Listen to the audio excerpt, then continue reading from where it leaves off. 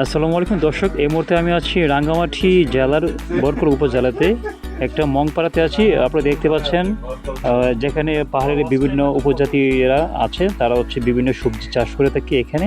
তো আপনারা দেখতে থাকুন, আমি বাকিটা দেখাচ্ছি সরাসরি। ওকে, সবচেয়ে সৌন্দর্য হচ্ছে রাঙ্গামাটি।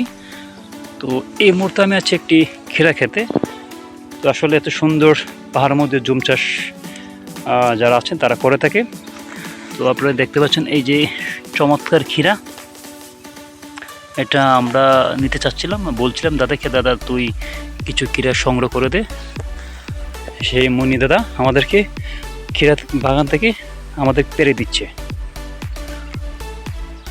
দাদা এই জমিটিকে তোর নিজের? ও নিজস্ব। ও, তাহলে তোর এই ফসলটা এটা তৈরি করতে তেমন কোনো খরচ হয় না নাকি? না, এটা এত বেশি খরচ হয় না দাদা।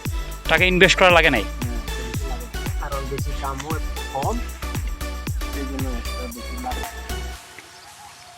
যাক, বড় বড় যেটা করতে হয়, টাকা থেকে তাতে বেশি টাকা লাগে পেঁপেতে।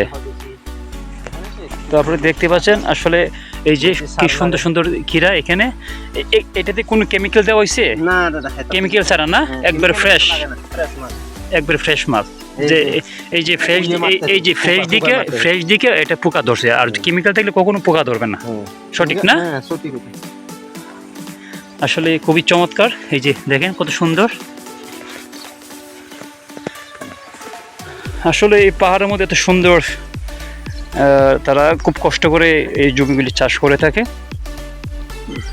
দেখতে পাচ্ছেন এই যে সবাই জুম চাষ নিয়ে ব্যস্ত। এখানে ধান, ভুট্টা, ক্ষীরা বিভিন্ন ধরনের চাষ করে থাকে।